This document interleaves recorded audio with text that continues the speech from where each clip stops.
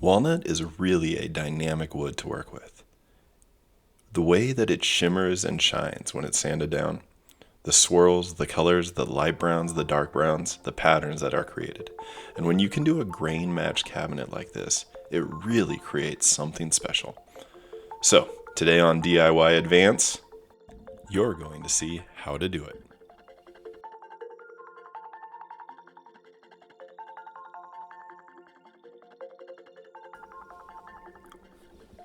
So I start off every project by breaking down the sheet goods to their rough dimensions. So I take it to about a 1/2 inch to a 1/4 inch over its final size. Using a track saw makes this really simple and consistent, but it can be done with a circular saw or even a jigsaw.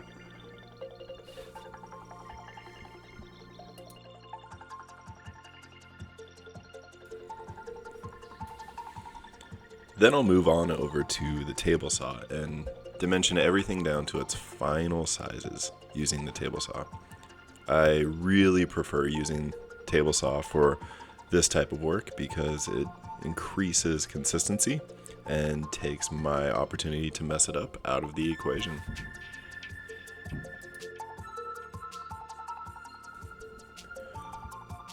You can see a lot of the material has some blemishes or scratches or scrapes on top of it.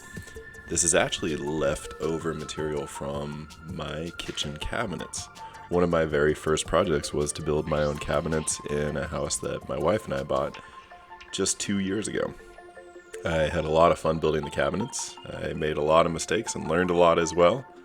And this is the last sheet of walnut plywood that I had lying around and wanted to make this project.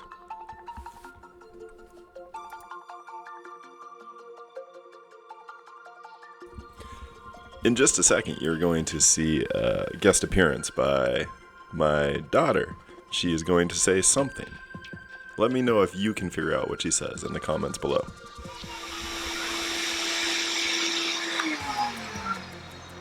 What was that?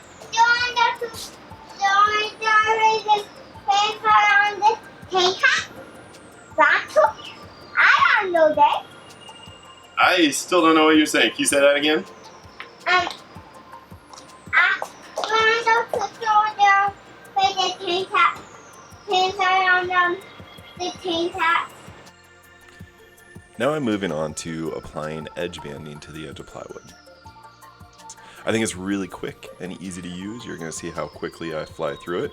And it is pretty solid, pretty strong, pretty durable, and it sure makes that edge of that panel look a lot better.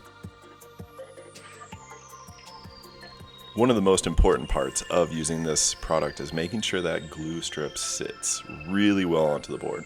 So I glue it down really well, and I'll roll over it quite a few times with the roller. After applying the banding, it's really important to spend some time sanding and breaking that edge over.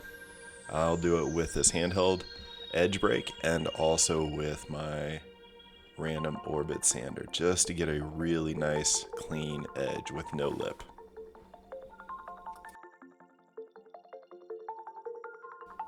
For joinery, I'm choosing to use the Festool Domino. I really prefer using this device, and I really like the opportunity to practice with it anytime I get a chance.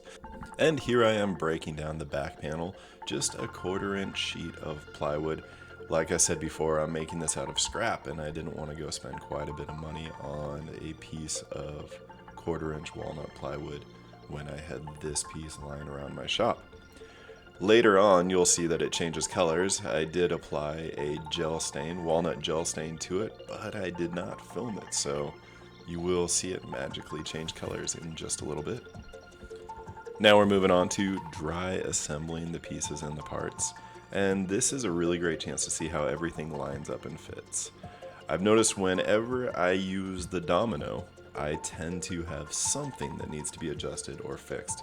So having this time to really see everything align and get a final picture of what it's going to look like at the end is really helpful and really great before the glue up.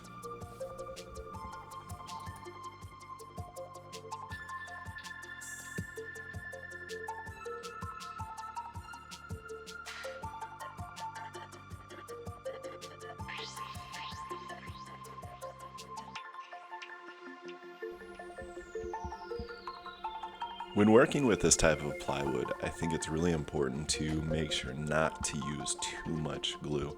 If glue will soak into the surface of the plywood, you're going to have an area where the stain or the finish just doesn't look the same and reduces consistency. So I will usually put quite a bit of glue into the domino holes, but you'll see in a little bit that I do not put very much glue onto the edge. Enough to cover it. I'm looking for thin, even, equal covering all over the area. But I'll also come back and wipe off any extra that could be dripping over the side.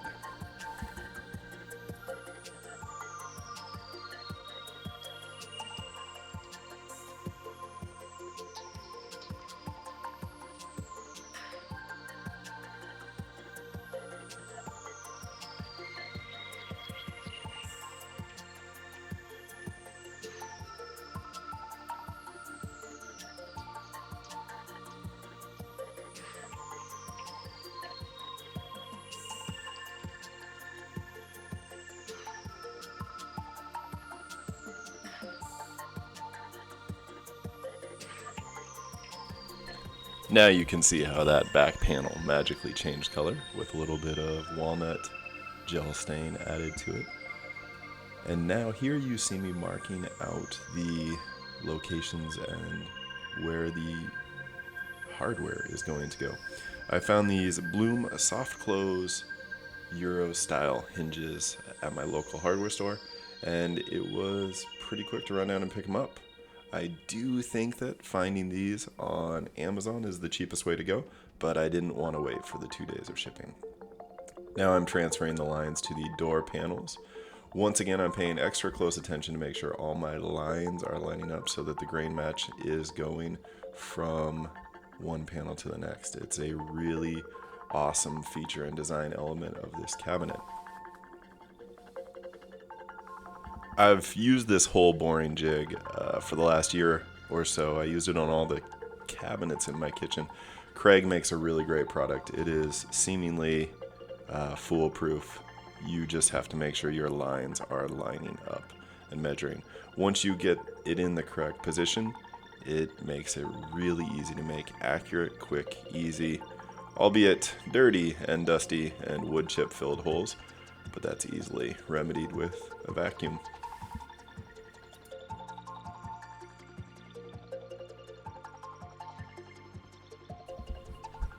I also want to take the time to thank everyone who has stuck around and watched this video this long. This is my first video that I'm posting to YouTube. I hope to make a lot more. This is a very enjoyable project and hobby for myself. So thank you. Please, if you would like to, subscribe and give this video a thumbs up. That will really help and aid in helping grow this channel for the future. This is my absolute favorite part about a project like this, is when you get to see finish applied for the first time. It really transforms and changes the product that you're working on. I've been using this Minwax wipe-on poly for the last year or so. I just pick it up at my local hardware store.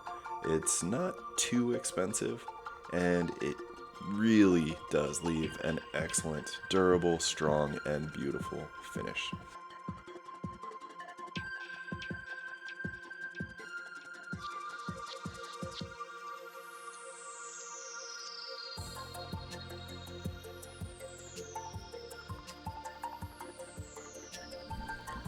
I tend to wipe it on and make sure that I have good coverage over every part, and then go back with a slow stroke to try and pick up any of the bubbles or any inconsistencies that may be in the finish.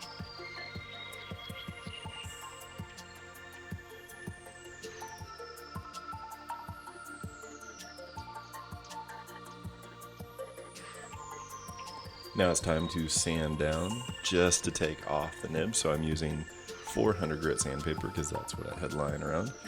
Really gentle sanding right over the top just to take off any dust nibs or bubbles that might be on the top.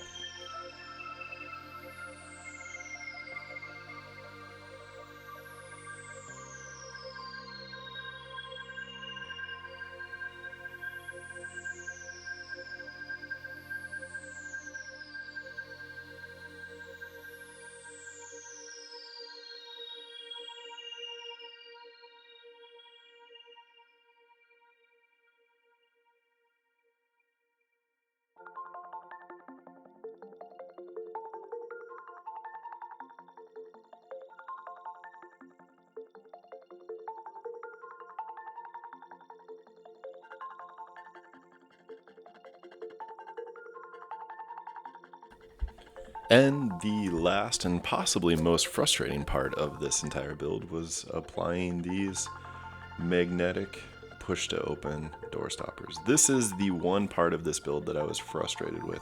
It was the first time I had ever used this type of hardware, so I just bought what was highly recommended on Amazon. If I were to do it again, I would go back and spend a few more dollars and get a higher quality push to open magnetic product that had better reviews and was probably made by Bloom.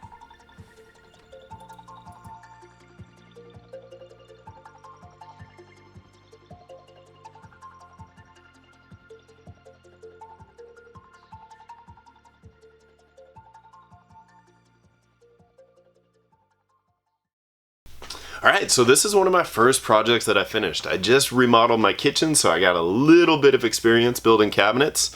But I wanted to see if I could challenge myself. I built this mostly out of scrap that I had left over from cabinets from the kitchen, and wanted to see how well I could do. We got the idea from a design that we saw at IKEA. It was a cabinet that they have, but I didn't really like how it laid out, but I really liked how it looked. I wanted to see if I could tweak a couple things, add my own flair. We got the grain matching going from one panel, one door to the next door. Spring-loaded hinges on the inside. So this is going to offer a lot of storage space inside our house. It's going to match the cabinets that we built, and it was all built out of scrap wood, so that's a win in every direction. Stay tuned if you want to see how I built it. Thank you guys for watching. Give me a thumbs up, subscribe. I would love to see you guys hang around and see what we can do.